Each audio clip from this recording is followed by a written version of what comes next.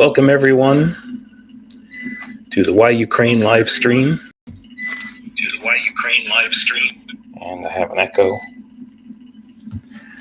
Thank you all for coming. Of course, the moment I was going to go live, my power switched off. And you can expect this fluctuation will continue. Off and on, off and on. Hello, everyone. Thank you all for coming. It's great to see you all. Mitch, Last White Rose, Petra. I told you guys I'm going to try and live stream every night until I actually join the Ukrainian army. So that it's happening soon. Spent the better part of today going through my checklist, making sure I have everything I need. I'd like to thank two or three people. I think Robert, if you don't mind me saying so, you were one of them, and Shir Khan. Together, you guys. I ordered the brace for my back. A few hours, about 5 o'clock this afternoon. We left the last stream with my power messing around. Yeah, Mitch. Here we are. I am on battery backup, but this is one reason why I'm not going to be able to live stream once I join the army, because the power issue, who knows what that's going to be.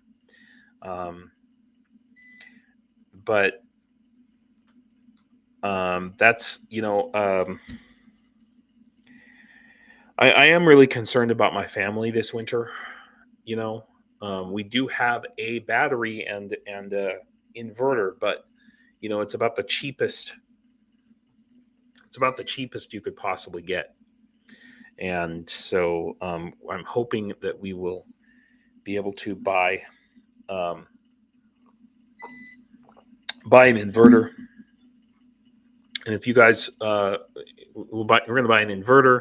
We're going to have to do it piecemeal, but we're going to set up a whole system. So that's what this is about. We're going to get the inverter and then batteries. And the cost of this, the inverter and the supplies for it, will be about $1,000. The inverter itself is about $800, and then we'll have to get the batteries, and the batteries will be another. It depends. It's tough to say, but probably at least another $500. Mitch. Generator? No, we actually have a generator. The problem with generators, first of all, you have to go outside and turn them on, and if it's a situation. Thank you, Petra. that is stupendous. Petra just stupenda. Petra just donated 129 Swedish kroners, which is, thank you. I think that's like $10, right? Is that how that works? I'm not sure, but thank you. So the problem with generators is that, first of all, it's expensive to keep to run the gasoline all the time. And it's really only useful if the power is going to be off for a certain period of time, and where you are going to need that power for some reason. So if we know that the power is going to be off, and a lot of people in the houses around here have generators and they will run them when we have scheduled power outages, and the fuel cost, it gets really expensive. It's important to understand that my my wife's parents who live here, their total monthly, between the two of them, their total monthly retirement income, my father-in-law just retired this year from the gas company. And oh, hey, Hjalmar, good to see you. I love your name, by the way. So they're between the two of them, their total monthly retirement income is less than 6,000 grivnas, which let's see, UAH to USD. Let's see, what's the conversion right now? So 6,000 grivnas, $145.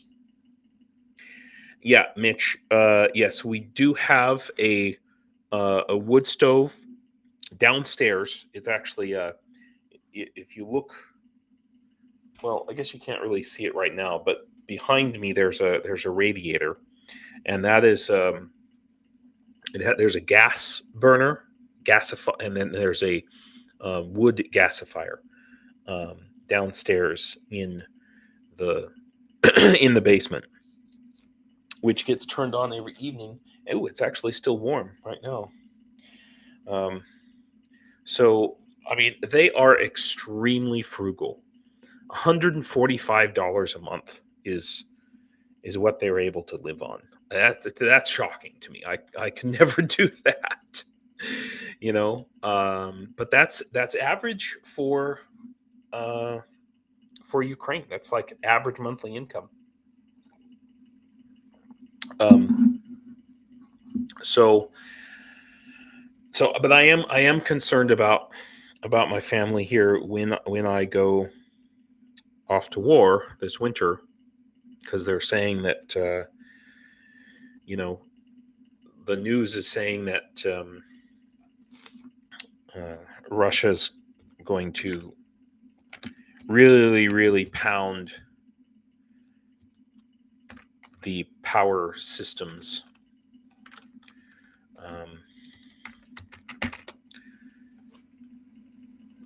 So that that there's going to be like this. Here we go. Stockpiling for winter. How long Russia hasn't attacked Ukraine with Kh-101 missiles. So the idea is that there's been constant drone attacks and things, but there haven't been as many of these specific types of missiles, the Kh-101, and there's some other ones as well, I understand. And the idea is they're waiting for the right time. And yes, Michelle, my PayPal still works. It's I'll type it here. I swore to God I was gonna figure out how to put that up on my screen. haven'tread@gmail.com. That is my PayPal. Feel free to share that. So the idea is that Russia is stockpiling, these missiles for the winter, when they can cause the most damage. And I'm really concerned. I mean, I'm gonna be in the barracks doing barracks stuff, or probably crawling in the mud in the freezing cold, which is what everybody says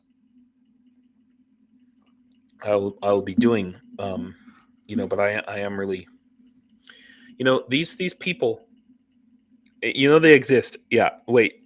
Okay. They exist. Says, wait, this is Ukraine income less than $200 a month. Let's have some clarification. Street markets have apples, etc., for 1 cent each, maybe 2 cents. How do they survive? I need to hear it. Wow. That is an excellent question. They exist. I'll tell you how. They freaking garden and farm like freaking crazy all summer long. It's shocking to me too, let me tell you. I have made some video shorts before of my very extremely well stocked. Let's see if I can. Oh, I don't think I could find it actually. Extremely well stocked basement, and I mean basically they're incredibly frugal. just incredibly frugal, and looks like YouTube doesn't want to. Okay, yeah. How do they survive? And it's not just my mother and father-in-law. It's most Ukrainians outside of the cities. You know, and yeah, I would say that for things that are produced locally, for food and things like that that are produced locally, prices are lower in general, and obviously rent is lower. But yeah, I mean, counting every freaking penny. Yeah, eggs were 2 hryvnia when I stopped in Lviv, Catherine says, and the local vendors sell excess produce cheaply. Yeah, so and anything extra that people have, they take. Every village has like monthly flea market days, monthly bazaar. Or, no, I'm sorry, not monthly, weekly, weekly, or at least weekly. Sometimes 2 or 3 days a week. And every babusya, every grandma will be out there selling whatever's left over from their garden. And a lot of these older people, that's the only way they have to supplement their income. Um, mhm. Yeah, they exist. Says, these are my people. This is my preferred reality. People integral in nature, therefore having a higher tech product than market worldwide. I still need a hurdy-gurdy. You love hurdy-gurdies too. I that is one of my bucket list things, is to own and learn to play a hurdy-gurdy before I die.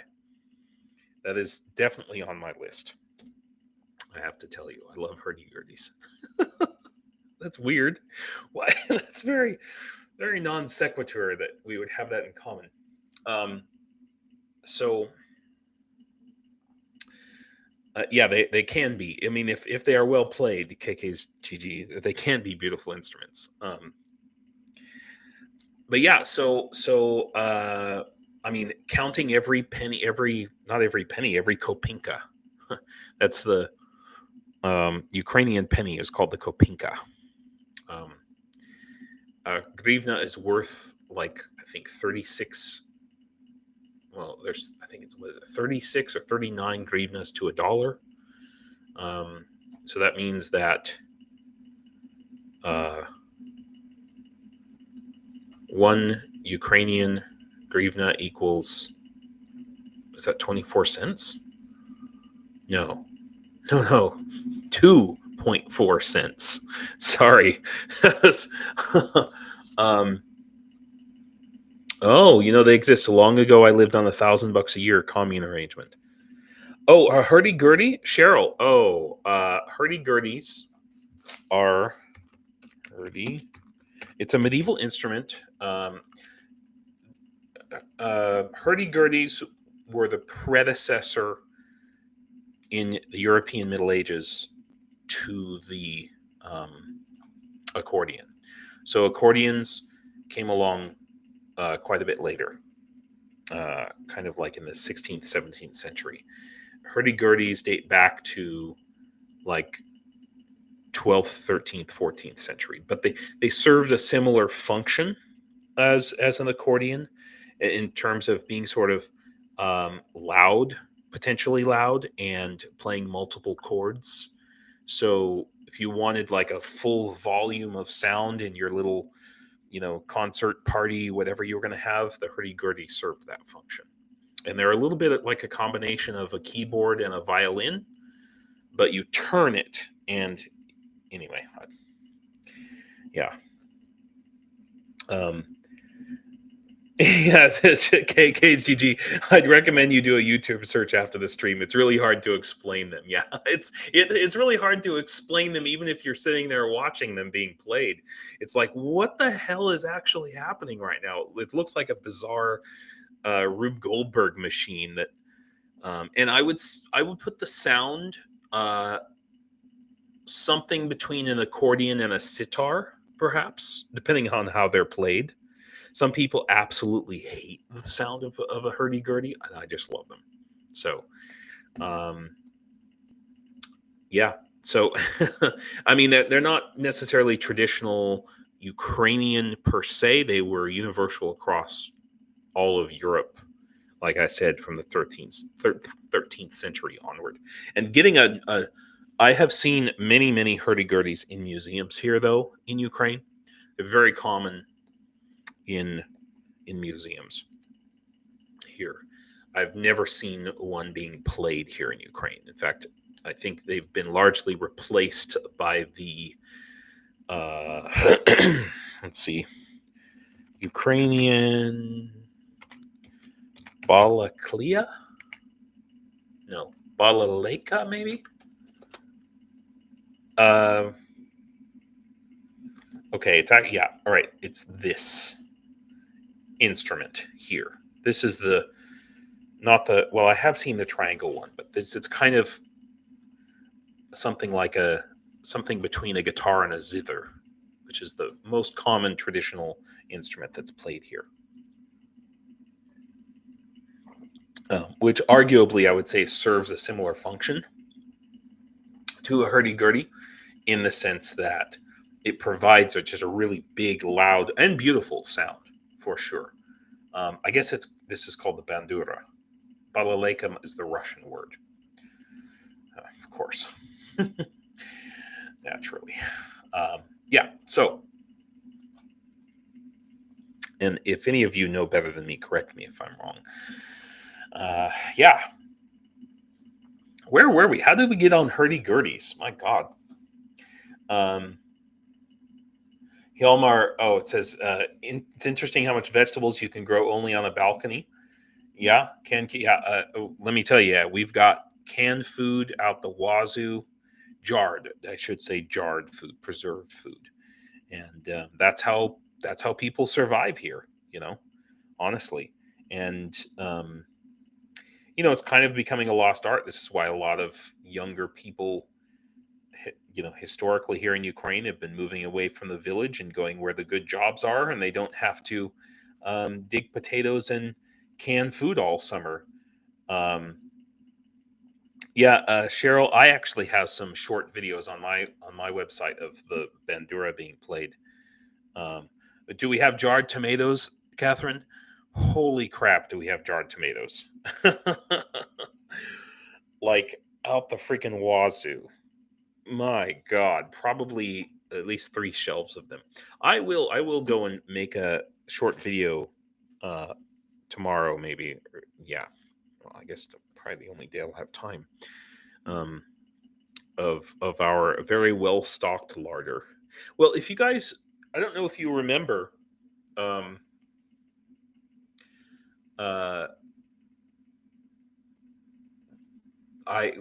over the summer I was doing my live streams from my walk-in kind of poor man's freezer, actually. So it's just basically a cold storage room, and right now it's full of mostly apples, but also pumpkins and like squashes. I think they're butternut squashes. Oh, Volodymyr. Hello. You can still find people playing these. It is quite rare. It's called a kobza, and an artist playing it is called a kobzar. That's interesting. Kobza.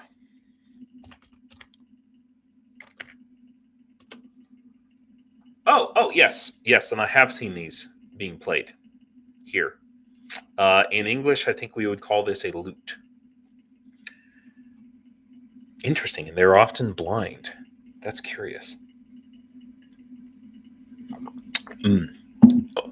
Okay, anyway, where were we? So, I guess, I want to talk about what's going on in Ukraine, and we will, but you guys may remember some time ago I told you the story of the abandoned dog next door, and kind of a whole I mean, it's really sad, actually. I think it just the neighbors next door, younger people. I mean, in their 30s, I would say, and they tried their hand at the gardening, and they just weren't. Their heart wasn't in it. You could tell. Uh, to quote my mother-in-law, they were lazy. But I think that the woman had some health problems. Anyway, they went to Kiev, and as far as I know, they left the country, and they left the dog. And so that's the dog who is the subject of today. And I felt bad. I took this picture, and it was kind of a crazy situation. So this poor dog has been abandoned in the house next door, and he's just the cutest little, most generally well-behaved thing.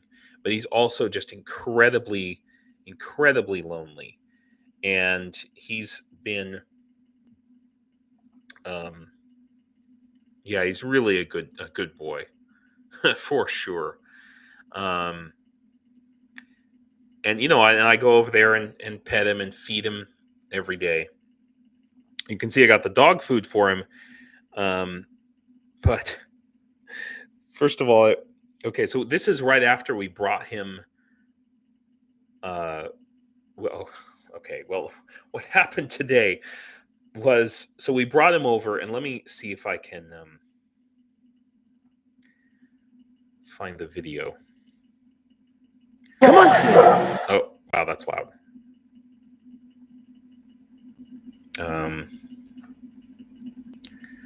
Oh yeah, here we go. Yeah. So we went over to the house next door and got him. Come on. We're gonna give you a new home, buddy. And here he is. There you go. Yeah, you can come in. First time coming to his forever home. And No. Leave the cat food alone. Totally excited, New home. And it was just great. The cats were a little bit. Shit. Now he's gonna run all the way around. Where'd he go? Oh, Irene. I follow a Ukrainian bandurist on YouTube, Marco Farion. Hey, buddy.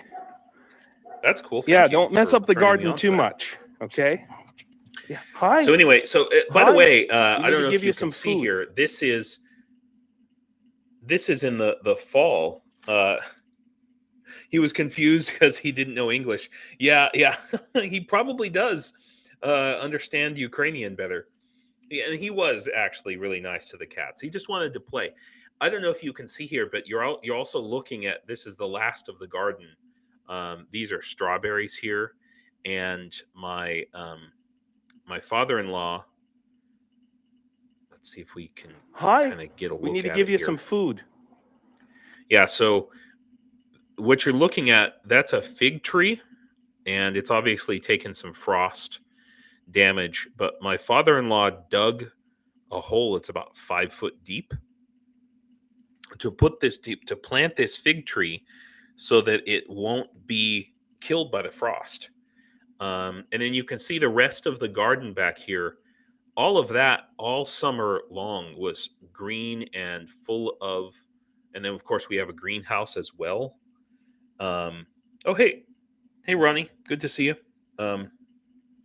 Just to give you an idea, if you guys are familiar with the concept of permaculture, this is absolutely a permaculture garden. You kind of get a little bit of a tour here as I'm trying to follow the dog along.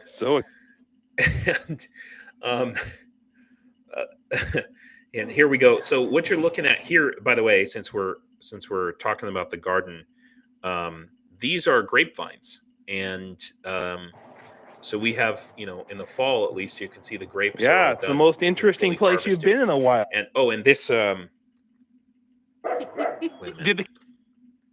Here, we'll go back. Yeah. If you look at this box right here, that is actually a cold frame where we grow eggplant. Is what you're looking at there. So, most interesting place you've been in a while. You've been stuck in that damn yard for so long. Well, now you get to be stuck in it. Oh, he's marking his territory already. I guess that's a good sign. I don't know. Can you guys hear the? Oh, really? Irene, I'd never seen that before. So Irene says a friend in Ontario, Canada, used to do that with his fig tree too. Yeah, it's the first time I'd seen it. Well, it better seemed like a lot of work just for one tree, and especially since we're not going to see cats are like figs for a while, you know. But that's the dedication that they have. All kinds of, I mean, really a food forest is,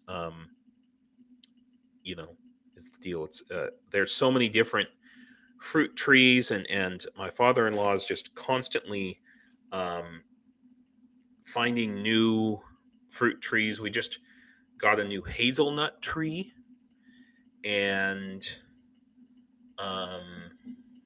because we have one hazelnut tree. The hazelnut tree is what took out the internet last week, because the wind was blowing the branches around, and it caught the fiber optic line.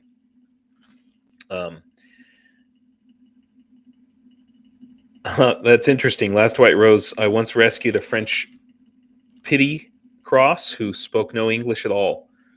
Wow. Interesting. Yeah, so anyway, I just wanted to show you. So we have all of this, all of these grapevines, lots and lots of grapes. All right. And well, it better give him some food, huh? This. Oh, by the way, so if we just take a step back, he's marking his territory already. I guess that's a good sign.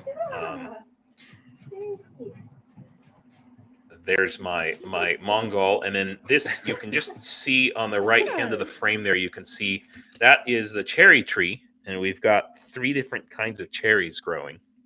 It's really just like I said, it's a lot. So, and so we've got 3 cats, and this, by the way, this is Dr. Martin Luther King Jr. And I don't know if Marty climbed up in the tree when the dog came in. I've actually never seen any of our cats in this tree before. So I was a little bit shocked. I mean, it's pretty easy for them to climb into the tree because they can just climb right up off the roof, and sometimes they will get up on the roof and what have you, but I've never seen our cat in a tree before.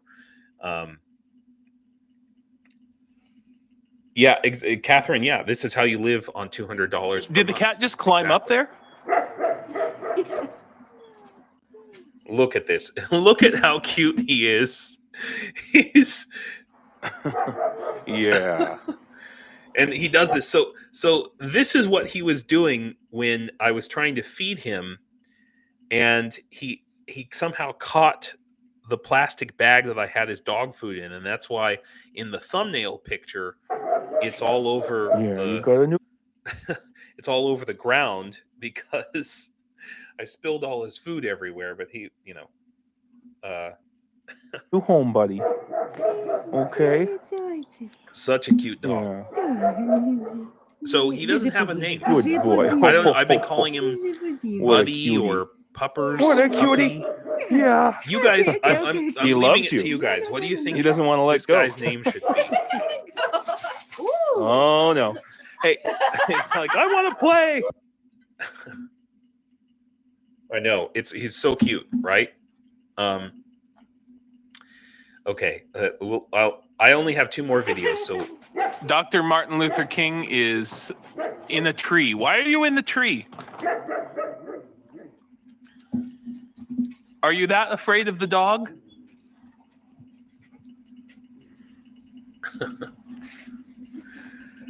Well, now you have free reign for a while. So here's the hilarious part. Yeah, he's investigating everything. So after yeah, every corner. Come here. After this happened, and we brought the the dog over. Yeah. I went People inside. Have been asking about you because I took People the have been pictures. telling me you gotta save this the picture dog for the thumbnail for this. You gotta save video. this dog. Yeah. Well, now we saved you. Mm-hmm. Yeah. And boy. New forever home, huh? while I was inside Okay. working on the thumbnail, actually right after I scheduled and posted this live stream, my father-in-law comes in and he's like, "The dog's back." And I'm like, what do you mean the dog's back? And my wife had to explain it that basically after New we all went forever home, huh? inside, the dog, I don't know, the dog decided that maybe, I don't know what, the dog went back over to his side of the fence. So the dog, we were like, "Okay, this is your home now, buddy." I don't know how he got back over, because we don't have any holes in our fence. You guys saw in the video, our fence. It's a pretty substantial fence. I have no idea how he found his way back over. He went back over to his side, and I went back outside, and it took me about an hour to, get the live stream set up and everything. Yeah, may as well leave the gate open. Thank you, Petra, for yeah, Buddy. We call him Buddy, I guess. But anyway, so I go back outside, and he's calmly, all happy, but on the other side of the fence. He went back to his own yard. He was like, "Thank you for inviting me, for dinner." But he didn't realize that we're like, uh, I had obviously, how am I going to explain it to him, right? So, right, Last White Rose, that is the home he's known. Understandable. He would go back to check. He's still waiting for the people to come back. Yeah. So, unfortunately for tonight, I have put him on a leash, and he is outside, and he has a nice little dog house that's partially inside the garage, so it's a little bit warmer, and he has a blanket, and and he has his food, and he has his water. Yeah, that's exactly what we did, KK. You made him up a bed, and right. So I guess his name is Buddy, huh, Catherine? Okay. So so just overnight, to make sure that, get him used to it, so he understands that this is his place. And I mean, we wanted to do this before, but we were concerned about the family of the people next door coming back or something, and wondering like where their dog's at. And but also because we didn't have space for a dog, because we had this huge garden growing, and we have to grow dog food. So, but now it's the winter time, and the dog can pretty much have free reign now, except when we have the chickens out, because we let the chickens out in the garden, and then we have to tie up the dog, because that gets too crazy.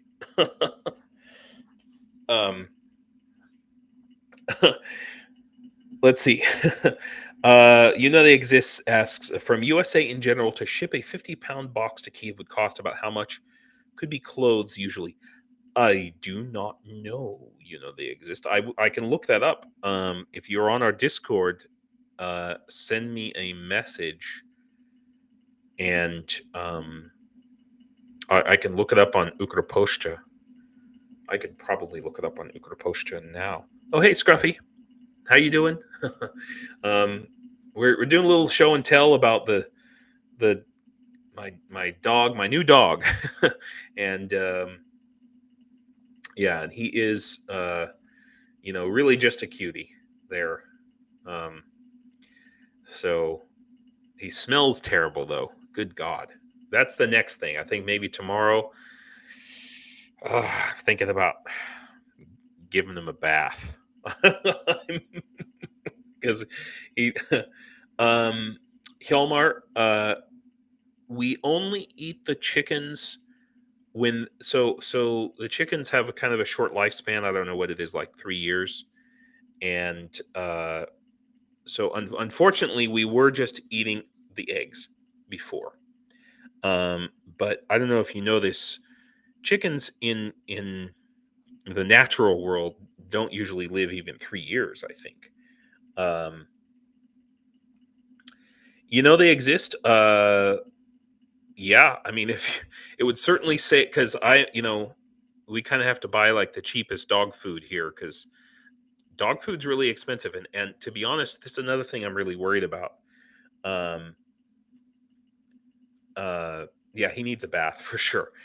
um Kind of a thing I'm worried about, is my family here, that, I mean, they love the dog and they want to take care of the dog, but they don't have the money to pay for dog food. I've been the one buying dog food, thanks to you guys, and it's not the best quality dog food, but it's there is good quality dog food here, but it's kind of, I mean, it's kind of expensive, you know. And I mean, I hate to say this, but I've complained about this before. In general, uh, dogs and cats here get fed on basically kitchen scraps, and it's, because people are poor. What are they going to do? So, um, yeah, Conti, yeah. So we've been, we got some chickens. We had to kill a few of the chickens this past year because they were just so old that they were suffering. I mean, that's the thing.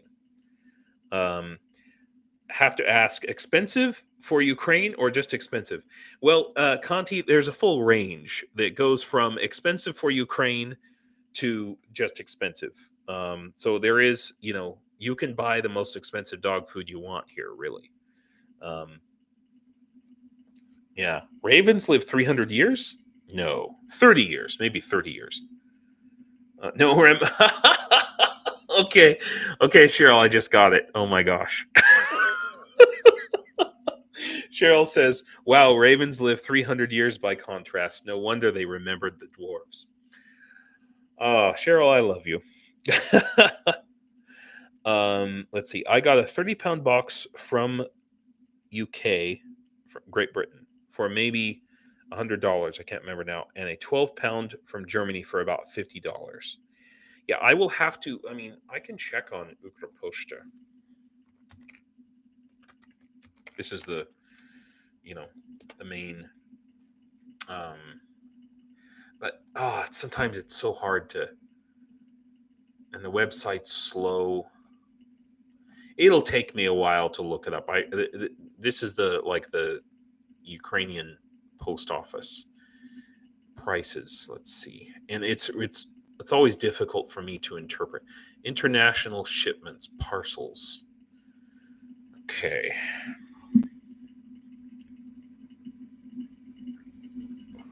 Tariffs. Now this is for sending, but I don't know.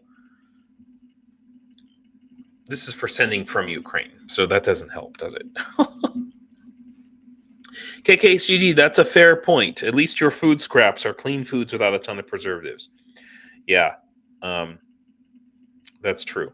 That's true. Cheryl, that's hilarious that's what came up on your search. Well, no, because here's the thing, right, Cheryl? That there was a, in the Hobbit, right? That's what I was thinking of. In the Hobbit, there was a raven who, like, remembered. Anyway, from Lord of the Rings. See, what happens is, Cheryl, you look up so much Lord of the Rings stuff online, so that when you go and search for information, Google just assumes you want to know information about Lord of the Rings. That's what's happening, Cheryl. So, whales can be that old, but a bit hard to have in the garden. Yeah. So anyway, so the chickens, we put them out of their misery when they start to suffer. That's really what it is. But ultimately, they are just for eggs. To be perfectly honest with you, 3-year-old chicken is not the best. It's okay for soup. Oh, Volodymyr, thank you for mentioning Meast Express. They're a little more expensive, but arguably more reliable and faster. Yeah, KKSGG, that's what's really funny about Cheryl's post, that Google automatically assumed Lord of the Rings. It's fantastic. That's what I loved about it, Anyway. But yeah, so I am pretty concerned, when I'm gone. How look, my family here, they're tough, and they've been through a lot more than me. And I know that they can go quite a long. Well, we've got a deep freezer here.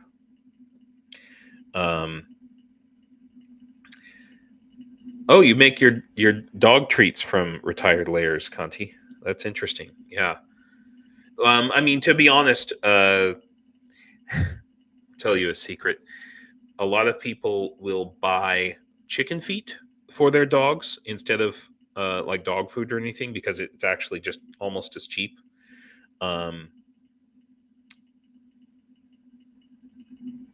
But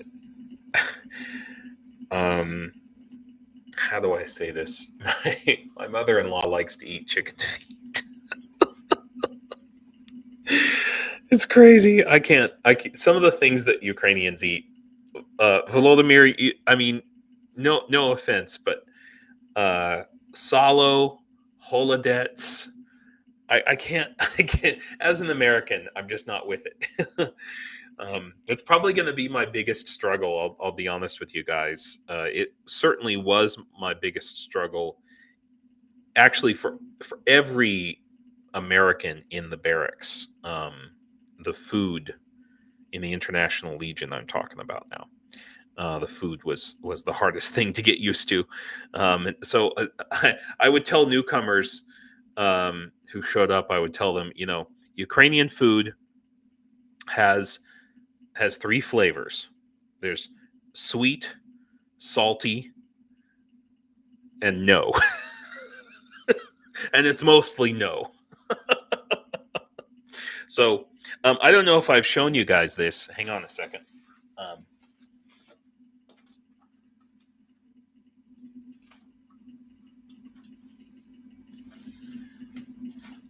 This is one of my habanero peppers.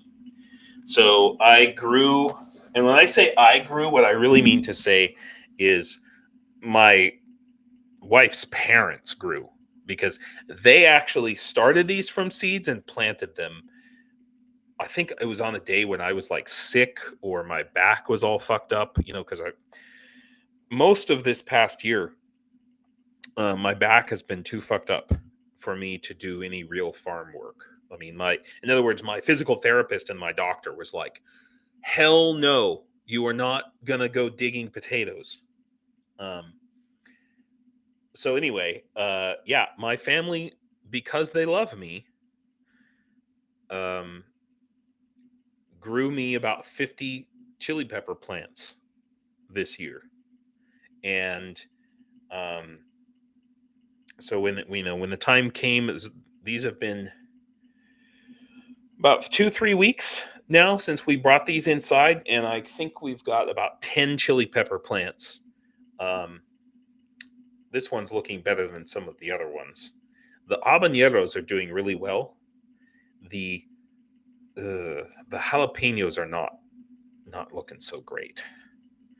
But anyway, so did you know that chili pepper plants are not annuals? They are perennials. They're tropical or subtropical perennials. And so a pepper jelly time. Actually, I did have some pepper jelly for a while. It's not my favorite, to be honest. but yeah, so what we did this year with the chili peppers, and again I say we, it's really my mother-in-law. We dried them and then ground them up, and I have in the other room here. Hang on. Oh, have you tried decent lard like what they call General's Salo here? You guys and your Salo, Vladimir. I mean,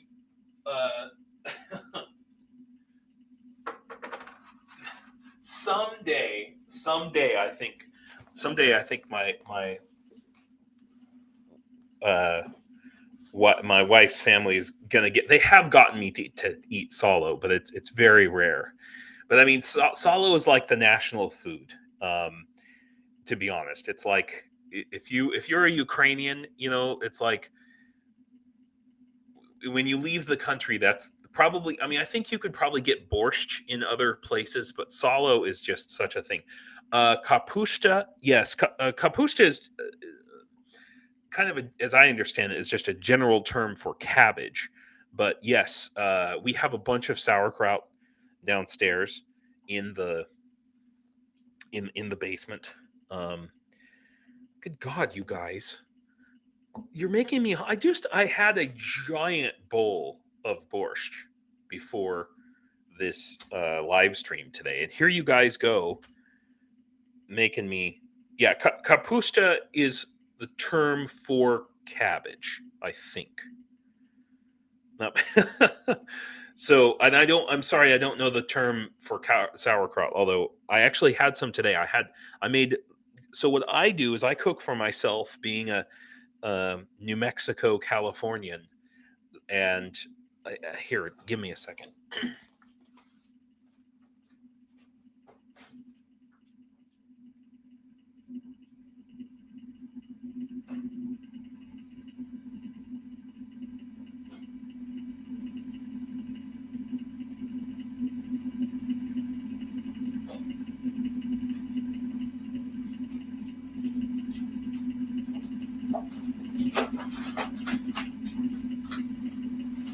So I'll just show you here. This, if you guys can see, this is what 50 chili. Now, to be honest with you, because I was sick over the summer so many times, and with my back being fucked up, you missed Sirniki. I do like Sirniki, but yeah. So this is 50 chili pepper plants ground up and put into this container. Now, to be honest with you, it was completely full. But what I've done is, because I'm preparing, right? Because I know that I'm going to go into the army, and where am I going to get my chili pepper, right? So I have these. These things are, it's like vitamins, like you put them in your drink, in your water or something. This is like a multivitamin. I have vitamin C. This is B12. What is Sirniki? Sirniki. How do I explain it? Volodymyr, can you explain it? Sirniki. Yes. It's okay. So it's like a pancake made with cottage cheese. It's like a little. There we go, Canti. Cheese pancake. Yes, cottage cheese typically, or not cottage cheese like you think of in America. Cottage cheese more like ricotta, I would say. Thank you, Volodymyr. Yeah. So what I've got with, oh my gosh, I've got too much stuff on my desk now. Anyway, so I've got a bunch of these empty, because I like to put these in my water or even my tea. And so I've got a bunch of empty containers like this, and they actually have a desiccant in the cap. So I have a bunch of these filled with chili pepper, habanero and jalapeno chili pepper that I've taken out of this. And I'm taking a bunch of these with me into the army. so that I can always have access to I can always have access to chili pepper when I need it.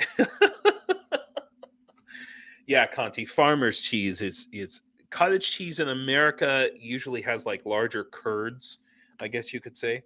Um, but I just wanted to show you guys a couple of my habaneros, just little ones. These were actually the last ones to be grown inside. The plants have stopped producing now because it's too cold. So, um, yeah, and then I've got another. This is a container full of unground chili peppers. Um, yeah, so anyway, I hope you guys enjoyed that little show and tell. Yes, Volodymyr says correctly.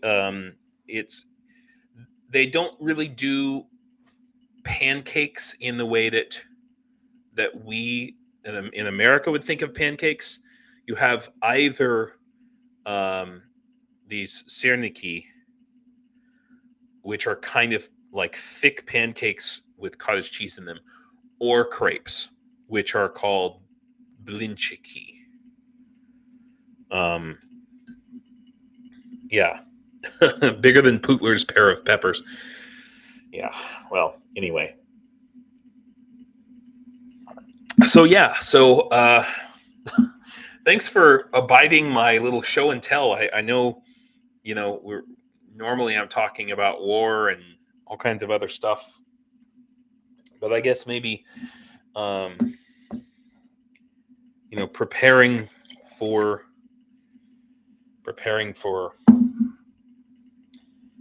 what I'm about to go do. I maybe I'm focused on other things, I guess. Really, chili was like currency in Nepal. That's good to know. Yeah, I know, Michelle. Now I'm hungry too. What the hell, guys? Jesus, how am I going to get through the rest of this live stream?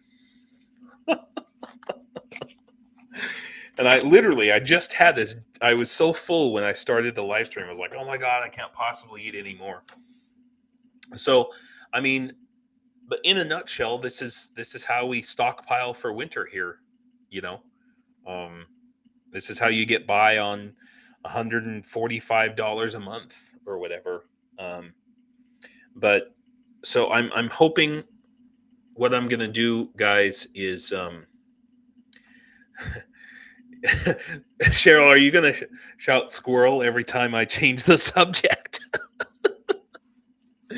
um, so with your guys' help, actually, one person has already donated about $200 towards this inverter that we're gonna buy, and so I think I normally have a little widget here that shows how much people have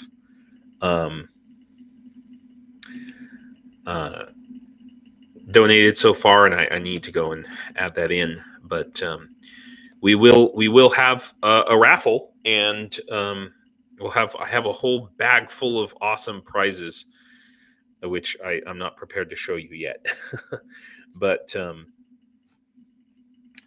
yeah. Sorry, guys. Everybody, now you're all hungry. Here, I'm just gonna have to drink more tea because I can't eat and live stream at the same time. That would be gross. Conti, talking about the wind solar combo, I have an American friend who lives in my village, and he was working on a wind turbine situation, and it just turned out to be unworkable. There's not enough of steady wind here at least in this part of Ukraine. It's cold, but it's not windy all the time. So interesting. They exist. Says I'm convinced that most of the veggies are anti-asthmatic. This issue may be important out in the trenches. Yeah, that's an interesting point.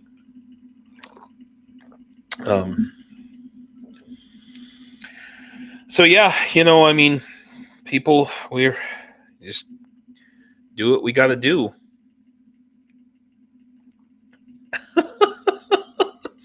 Sorry, KK's GG. It's yeah. But yeah, so we're expecting something bad. We're expecting something bad. I mean, all around. I mean, I spent enough time the last two live streams dooming on you guys. So we don't need to, go into it more. I think, but we know what's coming, and people are just trying to repair. You know, trying to prepare, I should say. One thing I will say that Russia, 1,770 soldiers in a day. Crazy town. Absolute crazy town. Really. Like,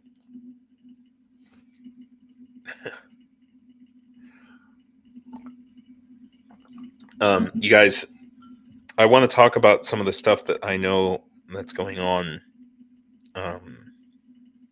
I'm always a little bit hesitant, but I have friends in Kyiv who are telling me that they're seeing drones taking out drones on like a daily basis now in Kyiv. So that's amazing. That's crazy. What was it? 50 drones attacked Kyiv, just Kyiv, the other day. I think it was yesterday. Let's see. The news goes by so fast. Shit. A missile strike on Kryvyi Rih, and there was another one on Mykolaiv. There's another one yesterday on Zaporizhia, and it really looks like they are. I mean, they're not even trying to pretend like they're going after military targets anymore. Maybe they never were.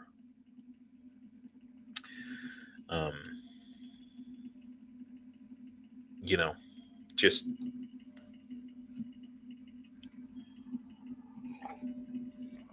oh God, this is something.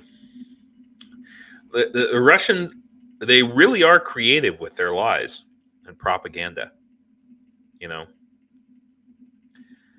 Fake from Russian propaganda. Ukrainians purchasing housing in Kharkiv to legally end up in Russia. But the thing about it is I've said this before. Ukrainian society is Volodymyr. That okay? I just got your joke. That's hilarious, my dude. Do they speak Napoleon in Nepal? Napoleon. Do they speak Napoleon in Nepal? Okay.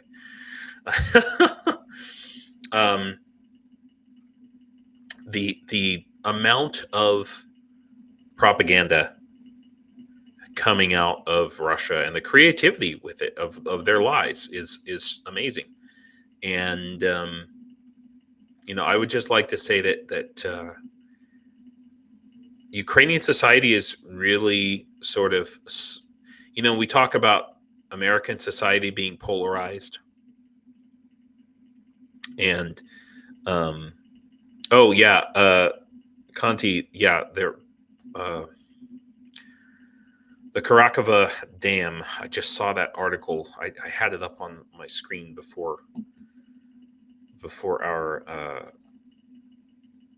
Where the hell did I close the?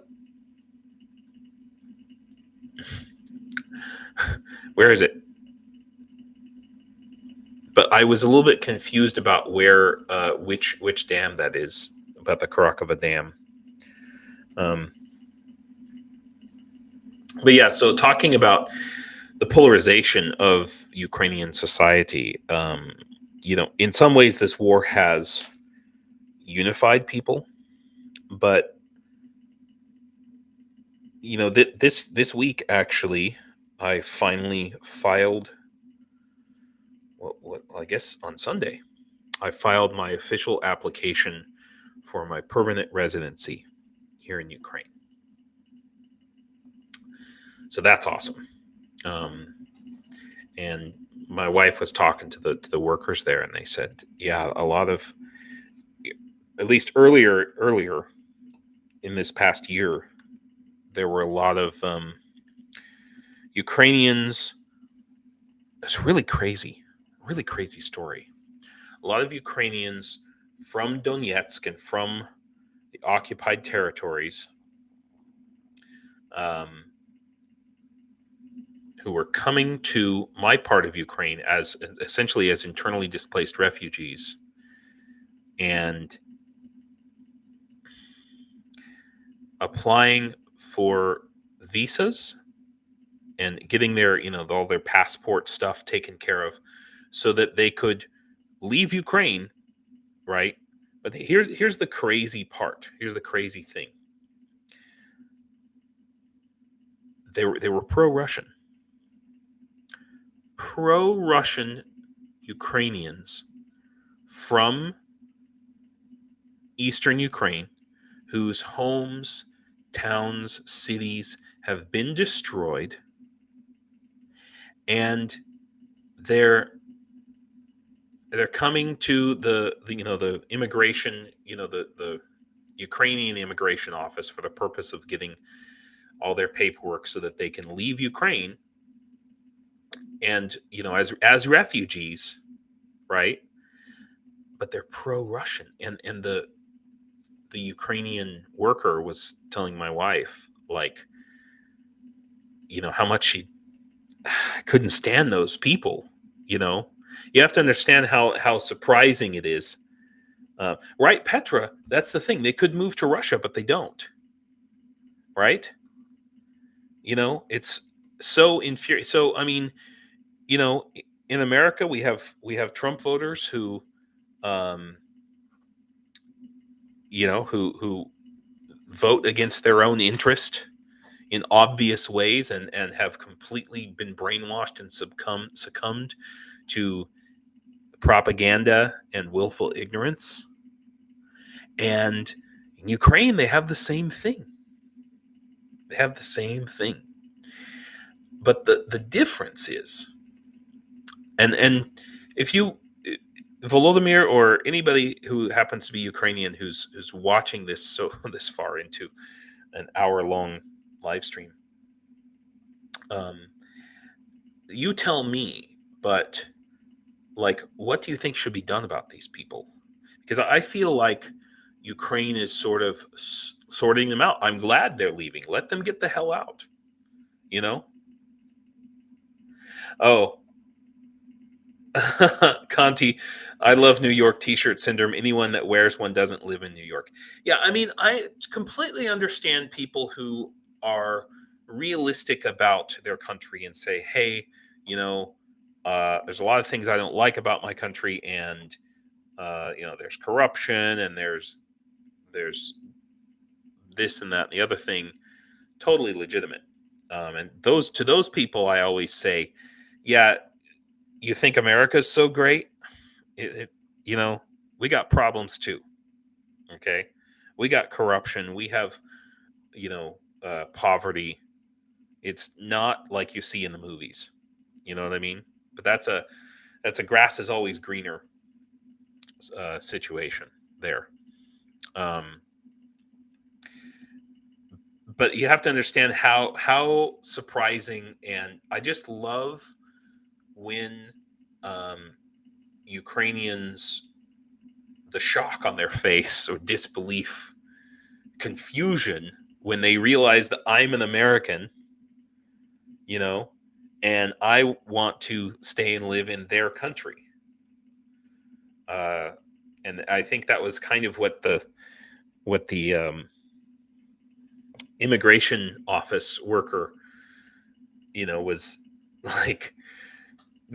They the frequent thing that I encounter is, oh my, like, I've never seen an American passport before, or we don't know how to deal with this because we've never had to process this kind of paperwork before. That's the normal thing.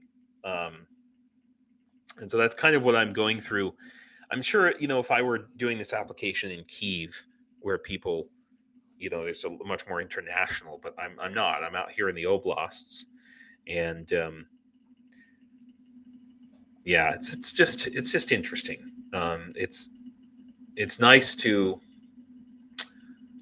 I don't know. I don't know if I'm making people feel good about themselves or their country or where they live, but at least I'm breaking them out of their "oh, Ukraine sucks" bubble. Because that's the default position for Ukrainians, is, because that's been their belief for their entire lives, is, Ukraine is a poor country, everything sucks here, everything's bad. In some ways, under these circumstances, it's amazing that Ukrainians fought for their country at all, because of this, I would argue, propaganda that they've been subjected to. Oh, here's the article that I was trying to find about the Kurakova Dam. Actually, I want to go back and open it this way. So I was a little bit confused about this Kurakova Reservoir,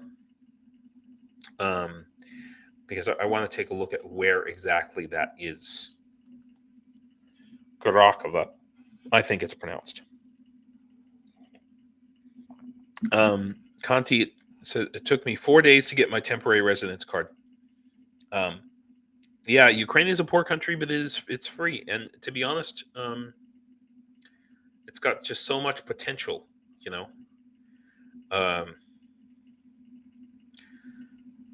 and yeah, here we go. This is the lake I was thinking of, right here. So the dam is right here. By the way, this word "starry," it means old. So anytime you see the word "starry," as a city that's named Starry, it means old tourney in this case. So there's probably another town somewhere called Tierney, and then there's probably also like a Novo Tierney. So there's Old Tierney, and New Tierney. Almost guaranteed you'll see these towns with the same name. So the river runs now in this direction towards the Dnipro, and I think the concern, if this gets damaged, KK's GG changes username to Starry. So if this gets damaged, it would do damage to all of these little villages and towns all the way down along the river, all the way down to eventually to the Dnipro. And that's shit, quite frankly. That's what I would say about it. Yeah, Petra, I agree with you. That's what I was about to say, Scruffy. I doubt Russia will damage it on purpose, because you're right. They need those. They need this. They are trying to make a pocket here to envelop this area so they can, flatten out their front line, essentially. So I would be surprised.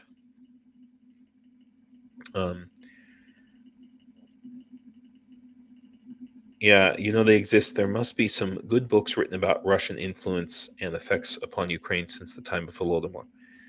Yeah, and the rest of the world, unfortunately, and it's our mainstream media failing us. Aha.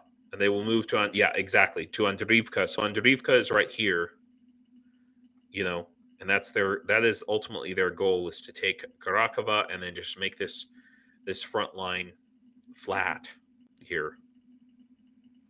And if they can trap any Ukrainian troops in this area, they will do so.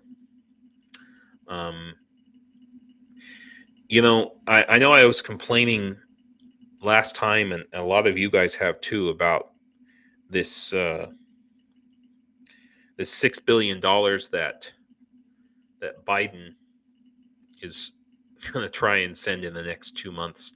And my response to that, of course, is, why the hell couldn't you have sent $6 billion worth of stuff 2 months ago, or why I understand you want to drag it out, and it's like trickle down economics or something.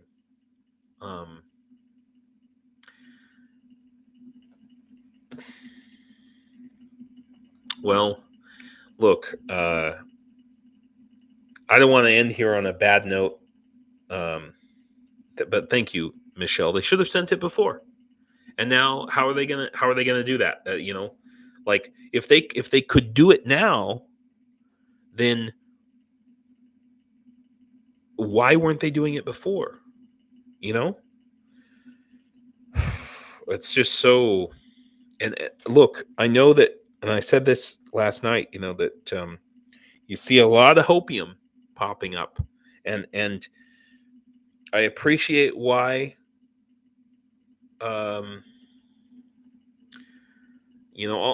Almost every Ukraine YouTuber that I've watched,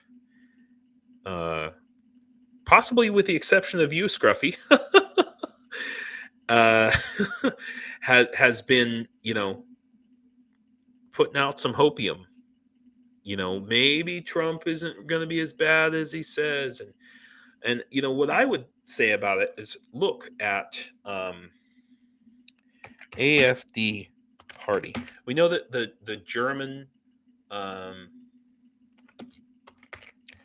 government just collapsed, and I mean that's doesn't mean that, like, Germany is in complete disarray. They have a parliamentary government, and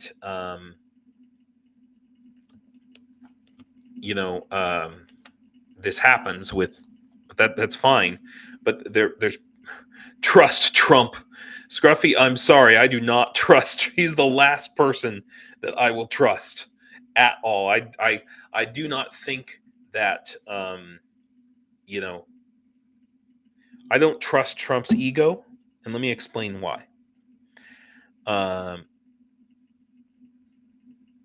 In order for your ego to get involved, you have to care,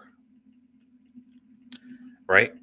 So you have to have your ego attached to that thing, Trump's ego is not attached to Ukraine. And whether Ukraine wins or loses this war, doesn't matter to Trump or anyone else in his administration.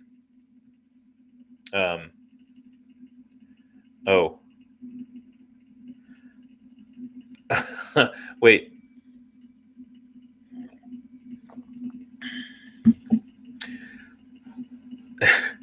Hi, Nikki. Yeah. So anyway, what I'd like to say about it is, the elections, the elections that are going to happen pretty soon, right? I'm looking for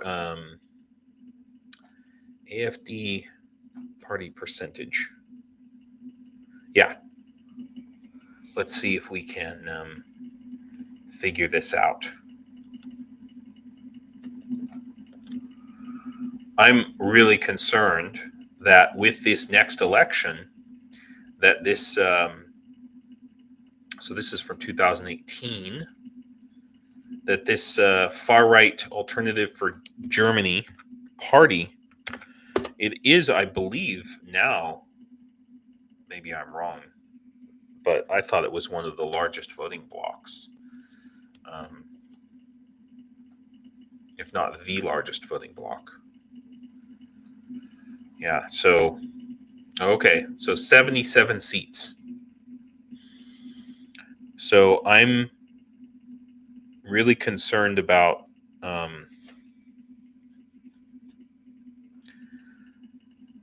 about this far right party because and that's not just in Germany but across all of Europe, even in Sweden, Scruffy, unfortunately, in Norway, uh, Norway far right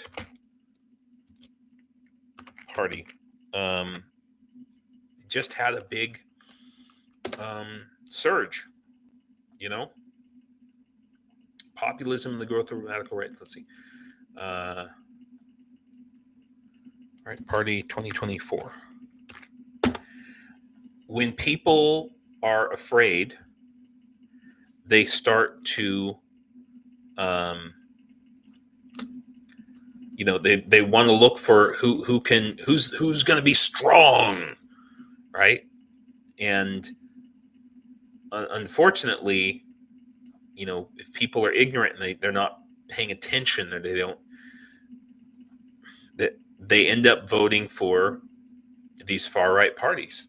Yeah, it's in Eastern. Michelle says, "Isn't the AfD mostly in the East?" Yeah, it's in East Germany, former East Germany. So, I'm really concerned about because all of these far right parties, it seems like they're all sponsored by Russia in some way or another, and also far left parties, some of them as well. And in all of these different countries, in Italy is another example, France with Marine Le Pen, it's such a slim margin,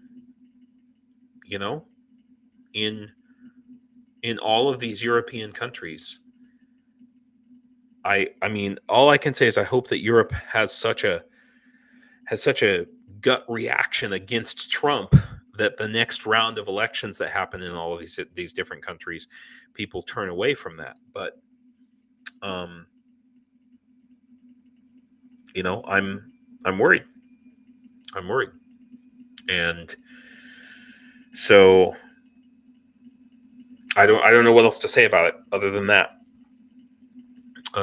That's the news that I have, guys.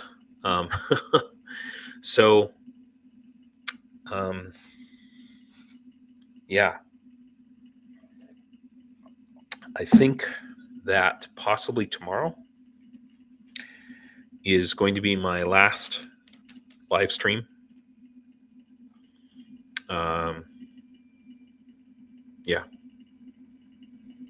Yeah.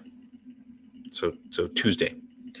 Tomorrow will be my last live stream for the foreseeable future. So I hope that you can all come, and I want to thank you all for coming today. Scruffy and Catherine and Ken, it's great to see you. Irene, Mr. Squiggle, Michelle, Petra, thank you for your help contribution. Petra, Conti, Nikki, did I say Nikki already? Volodymyr, I hope you're still around. Hjalmar, Cheryl, it's I just want to say that to all of you that there's been many days where I've come to you feeling awful, feeling really down, feeling angry, desperate, lonely. I could have, a year ago, I thought I was going to do this as videos, like most people do, like Scruffy or I probably would have been a lot more successful doing it that way. Thank you, Ken, by the way. But I decided that that was really boring to me, and I decided I wanted to do these live streams because I wanted to talk to you guys. Like, I literally enjoy my conversations with you, and sometimes